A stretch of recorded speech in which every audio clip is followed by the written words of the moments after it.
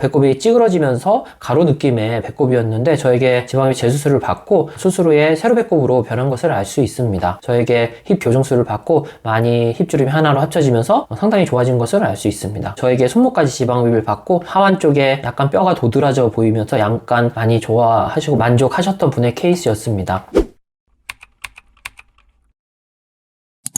안녕하십니까, G7 클리닉의 조인배 원장입니다. 오늘은 지방흡입하는 의사의 수술 실력을 알아볼 수 있는 가장 날카로운 질문 3가지에 대해서 한번 설명드려 보도록 하겠습니다. 요즘 SNS나 인터넷이 많이 발달되어 있어서 지방흡입을 한 곳만 가서 상담하고 수술을 결정하지 않고 손품 발품을 팔아가면서 여러 곳을 상담받고 신중히 결정하시는 분들이 매우 많습니다. 그렇지만 사실은 상담을 가보면은 모든 병원들이 다 자기의 장점을 얘기하고 수술 실력이 뛰어나다는 얘기를 많이 하시는 어느 병원이 정말 지방흡입을 잘하는 의사인지 알 수가 없는 경우가 많고 그 기준이 모호하기 때문에 제가 오늘 이 영상을 준비해 보았습니다. 바로 지방흡입 수술 실력을 알아보는 가장 날카로운 질문 3가지입니다. 첫 번째 날카로운 질문은 바로 세로 배꼽을 만들 수 있는지에 대해서 물어보는 것입니다. 사진을 보시면은 이분이 이전에 지방흡입을 한번 받으셨던 분인데 복부 지방흡입을 받고 배꼽이 찌그러진 것을 알 수 있습니다. 마찬가지로 이분도 재술 케이스인데 배꼽이 이렇게 찌그러지고 가로 느낌이 나는 배꼽으로 변해서 온 환자분이었고,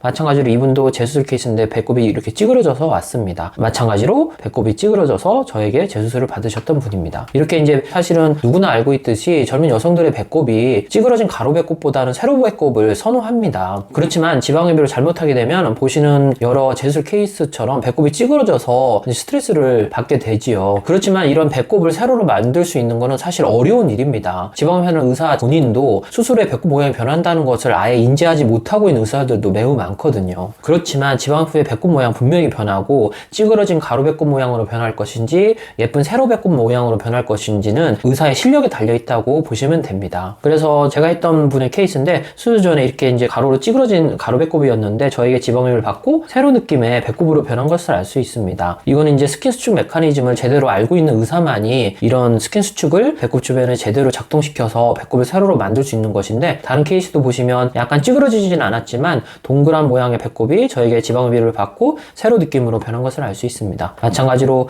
이분은 이제 재수술 케이스였는데 이전 병원의 수술 흉터가 이렇게 보이죠. 뭐 완전 찌그러지진 않았지만 배꼽 주변으로 울퉁불퉁한 굴곡이 좀 있는 울퉁불퉁한 배꼽과 약간 휘어진 느낌의 배꼽을 가지고 있었는데 저에게 지방흡입을 받고 복부 재수술을 받고 10일째 찍은 사진인데 수술 전에 비해서 배꼽 주변이 많이 정리되면서 배꼽이 세로로 변한 것을 알 수 있습니다. 마찬가지로 이분도 재수술 케이스였는데 배꼽 주변으로 많이 요철이 심했고 배꼽이 찌그러지면서 가로 느낌의 배꼽이었는데 저에게 지방흡입 재수술을 받고 수술 후에 세로 배꼽으로 변한 것을 알 수 있습니다. 그리고 의사의 수술 실력을 알아볼 수 있는 가장 날카로운 질문 2번째는 바로 처진 힙을 올릴 수 있는지에 대한 질문입니다. 허벅지 지방흡입을 하게 되면은 잘못하면 힙이 이렇게 처지게 됩니다. 그래서 저는 힙이 처질 수 있을까 이런 질문을 하거나 제가 탄력이 없는데 처지면 어떡할까요? 그러면 의사도 그렇죠. 맞습니다. 당신 탄력이 없습니다. 튼살도 있고 그리고 셀룰라이트도 있고 그래서 처질 수 있습니다. 처지면 어쩔 수 없습니다. 힙업 운동 하셔야 됩니다. 이런 얘기를 하는데 사실은 힙업 운동으로 처진 힙이 올라가지는 않습니다. 그래서 그런 거를 예방하기 위해서, 그리고 사실은 더 수술 실력이 있는 의사는 처진 힙도 올릴 수 있거든요. 그래서 본인을 수술해줄 원장님을 상담할 때 힙이 처진다는 얘기를 듣지 말고 처진 힙도 올릴 수 있는지를 꼭 물어보시길 바랍니다. 이분도 허벅지에서 지방을 채취하고 나서 왼쪽 힙만 이렇게 처지게 되어서 매우 스트레스 받았던 분인데 전전긍긍 하다가 저에게 오셨던 분입니다. 마찬가지로 이분도 허벅지 지방흡입을 한번 했었는데 오른쪽 힙만 이렇게 처져서 아무리 힙업 운동을 해도 이 주름이 위로 올라가지 않아서 저에게 재수술을 받으셨던 분입니다. 마찬가지로 이분도 힙이 이렇게 처지고 힙 주변의 실루엣도 굴곡이 심해져서 저에게 재수술을 받으러 오셨던 분이고, 마찬가지로 이분도 더블 바나나 폴드가 생기면서 오른쪽 왼쪽 힙 주름이 비대칭적으로 처져버려서 저에게 힙 교정술을 받으셨던 분입니다. 그래서 실력 있는 의사는 이렇게 힙을 처지게 만들지도 않고 처진 힙도 올릴 수 있습니다. 그래서 의사의 실력을 알아볼 수 있는 날카로운 질문 중에 2번째는 바로 처진 힙을 올릴 수 있는지에 대해서입니다. 보시면 이분이 저에게 힙 교정술을 받고 오른쪽 힙하고 왼쪽 힙이 밸런스가 어느 정도 맞춰지고 접힌 것도 좀 펴지고 아래쪽으로 심하게 내려와 있던 힙주름이 위로 올라가면서 양쪽 힙 모양이 정상 범주로 좋아진 것을 알 수 있습니다. 마찬가지로 이분도 힙주름이 비대칭적으로 처져 있었는데 수술 후에 1년 정도 지난 사진이었는데 주름이 잘 올라가 나가고 힙 주변부의 실루엣도 많이 정리된 채로 잘 유지되고 있는 것을 알 수 있습니다. 이전에 보여드렸던 더블 바나나 폴드가 생기면서 힙이 처져 버리셨던 분인데 저에게 힙 교정술을 받고 많이 힙주름이 하나로 합쳐지면서 상당히 좋아진 것을 알 수 있습니다. 그리고 지방흡입 의사의 실력을 알아볼 수 있는 세 번째 날카로운 질문은 바로 하완 지방흡입을 할 수 있는지입니다. 우리가 상완 지방흡입은 이미 대중화돼서 많이 하고 있지만 사실은 하완은 근육도 많고 신경하고 혈관도 매우 얕게 주행하기 때문에 하완 지방흡입을 특히 이 손목까지 지방흡입하는 의사는 거의 없습니다. 그렇지만 상완만 삥 둘러서 흡입을 하고 하완을 뽑지 않게 되면 보시는 사진처럼 하완이 갑자기 두꺼워 보이는 언밸런스한 모습으로 스트레스를 또 받게 됩니다. 마찬가지로 이분도 상완은 정말 많이 예쁘게 뽑았는데 하완 쪽을 뽑지 않고 특히 팔꿈치를 제대로 뽑지 않아서 언뜻 보면은 언밸런스 하면서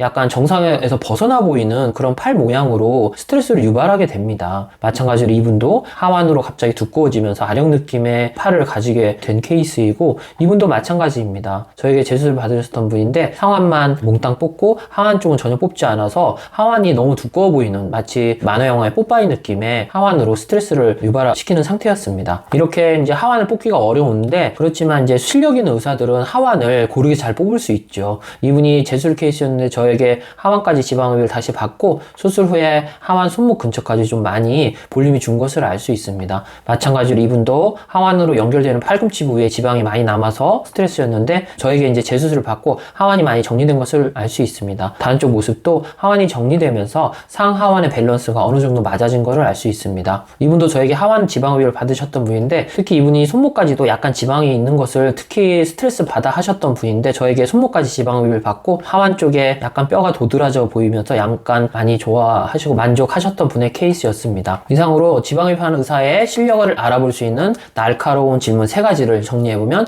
첫 번째, 배꼽을 세로로 만들 수 있는지, 두 번째, 처진 힙을 올릴 수 있는지, 세 번째, 하완 지방흡입을 할 수 있는지입니다. 예, 오늘은 지방흡입 의사의 실력을 알아볼 수 있는 날카로운 질문 3가지에 대해서 알아보았습니다. 안전하고 똑똑한 지방흡입 하세요.